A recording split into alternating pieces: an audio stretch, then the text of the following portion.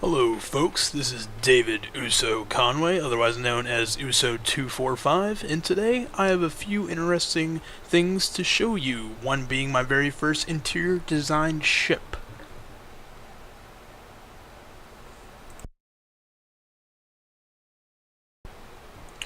Today folks, I'd like to introduce you to my first interior design ship, the Deep Space Science Vessel Rietoko.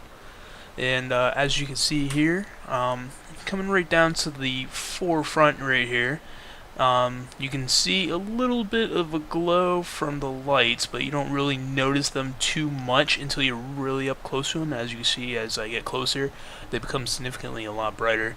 One thing that I did on this ship that I really enjoyed was how I had the thrusters set up. You can see as I get a little closer here, I'll show a couple examples of how I did them. I either had my thrusters on the side like this, where they're encased, so I got like armor protecting them, around the side here. And another example is that I also had the thrusters inset a little bit, so that way like the armor was actually further out than the thrusters, and it gave it a little bit more of a natural look to it. On the top portion here, as you see, I also got like an encasement that's got a pod of rock thrusters on top as well that helps out.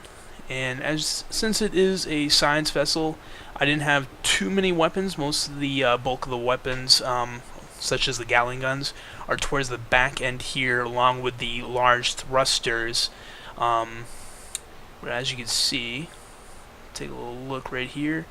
You just got these little Gatling guns on the side. You got my main thrusters on both pylons and on the rear of the vessel. And one thing I actually got was the Skybox, I like to call them backdrops. That's accessible to anybody if they just want to do a little bit of modding. There is a video up on YouTube that I'll have in the description below where it actually shows you how to do that. And actually looking down real quick here, you can see some of that. Like this one is called High Res Earth. Looks really amazing. But talk to you about that again in a little bit. Now, you see, some of the lights on this are actually pretty interesting. Whereas it's like illuminating the cities and everything. And I actually got another tool, the Sky Mod tool, and Skybox Tool. And what it is it allows you to adjust different settings in the game. One that I primarily tinker with is lighting, so I made mine a little bit darker, but I didn't go full dark because one guy that made a YouTube video, he did a deep space thing, so he had nothing but space, and he turned his off, and if he didn't have a light anywhere, it was completely pitch black. You could not see. Anyways, I'm going to bring you on down into the interior here. This is the main hatch to get into the belly of the ship. And as you can see, as I'm moving back towards the back here, I got my storage pod set up along the sides and everything. I got a support beam that supports the stairwell coming down, but also is a like a backbone in the ship. As you see, I'm moving a little bit forward here, and up on the front here, I got two grav gens, and also you look at the lighting here. I got lighting where it sticks out a little bit of the spotlights, and then I got interior lights along the side of the walls here. But I also got gyroscopes lining the entire front here. On the bottom side, mirrored, I also have a line of gyroscopes all mirrored the same way, except I don't have extra grav gens. I just have gyroscopes taking those places there. Now, this area here where it's yellow is actually to signal like the engineering area where it goes into both pylons, and I'm going to take you into this first side over here in a moment. But I did that way, you know, it's easily noticeable when you look at it that, hey, this is to one of the main engineering areas.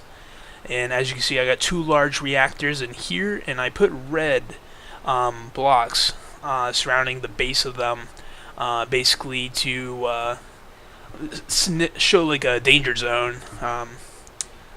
Shout out to Archer, one of my favorite series. But this corner over here, I'm actually going to be doing a little bit of work. This was one of my older save files. I found out the newer one. I had a medbay stashed in the corner there. It was the emergency medbay area. But this is my primary one right here. As you can see, I got the red seats are supposed to be critical care. So if anybody's in critical care, they'd be in the first 2 seats there, and then the secondary seats are blue, which would be less serious injuries. Now I'm going to move you on down over to the other pylon here. As you say, I got a conveyor tube that goes between my assembler and my refinery. Whoa, that's a little bit of a lighting. Looks like I accidentally put the camera angle straight into the light. But you see, got it mirrored over here. The only difference is that conveyor tube goes straight down into the refinery right there, where we'll get a better view of it on the bottom deck. This corner, I haven't decided what I was going to build in it yet, but progressing along here, this whole section right here, I'm going to be clearing out for a welding station. I'm going to have a welding station along that section there. And now I'm going to take you right on down.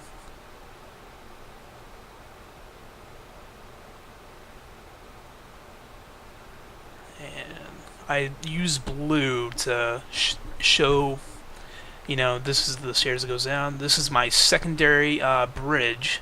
I got the console in the middle. I got the yellow passenger seats, which would be primarily used for like an emergency case down on this level. Generally, everything will be controlled by the bridge, which is in the upper section, which I do have separated off from the rest of the vessel. But as you can see, I got the refinery right down here. And walked along here, you can see I got the reactors mirrored like the other one. This is my secondary medbay, where it's not as advanced as the other one. I got the 1 critical chair and the 2 secondary chairs. Bring you right up the stairwell here. And this is a science vessel. So over in this corner here, you see I got a passenger seat down, where it would be the on-duty person that's monitoring the ore detector that I have in this corner. What I'm going to do is I'm actually going to make some small drilling pods, drilling ships, and I like to call them pods. The small drilling ships are basically going to get the resources, and then they're going to be transferred into the ship afterwards, where they can go through the refinery process and assembler, and then I'm going to make it so that they can be deposited into the storage containers.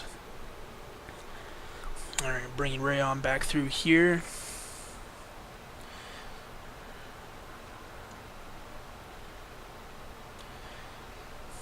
I'm going to show you the other pylon on this side.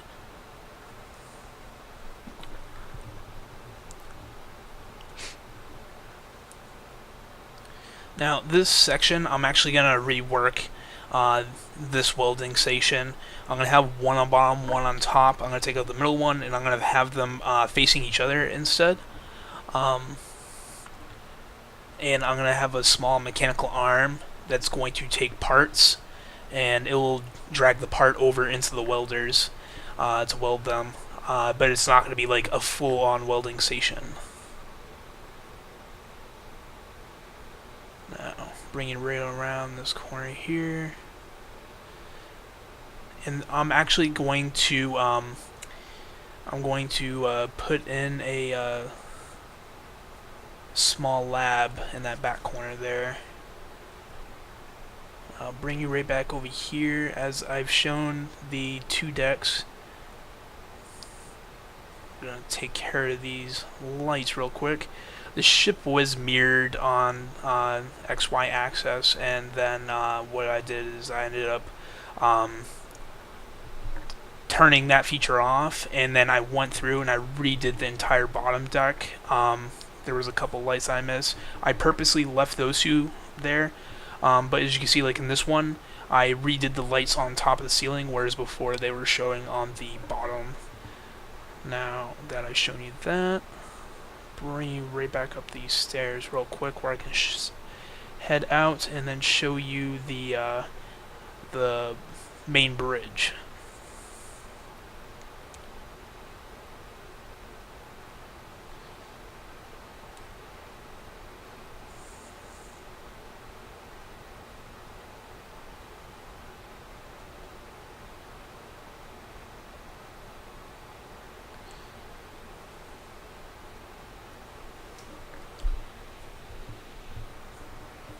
And this is where I have the hatch right along here for the main bridge, which looks like I accidentally left open. But I'll come around here, close the door.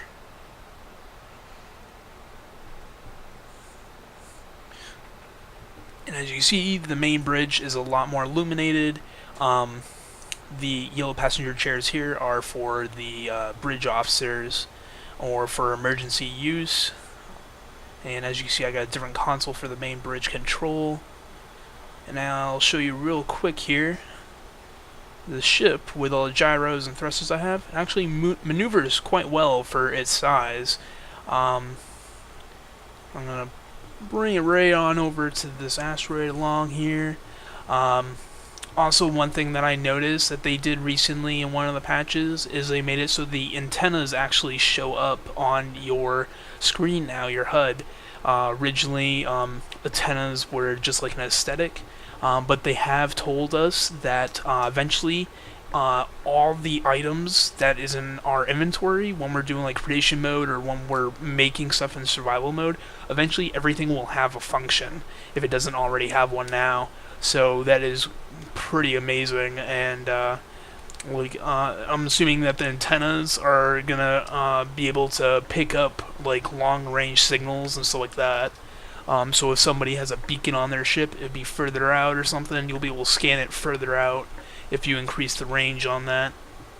And of course, if you increase the range, you probably draw more power. So if your vessel barely has enough power, as you see, mine has plenty of power. But if your vessel doesn't have as much power to spare, and you end up turning those up too high, then you can end up having severe power drain. I'm going to fire a salvo real quick. I just got a few, I believe it's 9 rocket pods around the front bow there. And other than that, I got a couple Gatling guns along the top of the ship, mirrored to the bomb as well. But like I said before, primary guns are all on the back side because they're strictly just to like shoot the asteroids, meteors, whatever that are mostly the meteors. I mean, the meteors that are flying by, so that way they don't smash in the ship. This world's on safe mode though, so I don't have to worry about that. See, I got a nice little impact. Again, I'd like to say the skyboxes that these people developed are breathtaking and completely amazing, and so much better than the Cray asteroid realm that we all went through. But as you can see, this looks like it's Earth. You see, you got like Australia down there, and looks up. You got Japan over on the right there. China looks like India on the left. And where it's like lit up off in the distance over there, but it's like around Europe there, and then you got, it looks like some cities along the Nile. But this one's called High Res Earth, and I will include the link in the description on the Skybox website where you can find all these amazing images, and I'll also include the link on showing you how you can implement it so you can see these. But one thing that I noticed when I got this, I was staring at the Earth so much because of just how breathtaking it was, and I turned around and you see like the galaxy in the background. It looks really amazing, and then I noticed, wait a minute, Jupiter's not supposed to be that close. You also see Titan too, but still, it's really amazing just to look at that. But again, I mean, those skyboxes, guys. I'm telling you right now, if you find some sort of problem with the aesthetic, being kind of bland, you can always just go ahead and take a look at the skyboxes, because those mods are just really amazing, just like this one. I have 3 skyboxes myself, so I'll actually show you guys a couple of those. Show you one more real quick on this video. Alright, so here we go. And I'm gonna actually stop this clip here.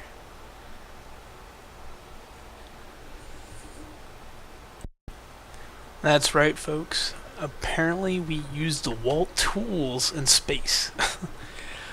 This is one thing that a friend and I found when we were just messing around, and he looked up at my grinder and he goes, "Wait a minute." He goes, "You're holding a DeWalt," and I was like, "You gotta be joking." And I walked over, and yeah. Anyway, folks, thanks for joining me. This is about what I have for today. Next week, I will have a video up about a interstellar space station that me and my friend Hey Johnny have been working on for the past couple days. Hope that you enjoy it. Thank you, and have a nice day.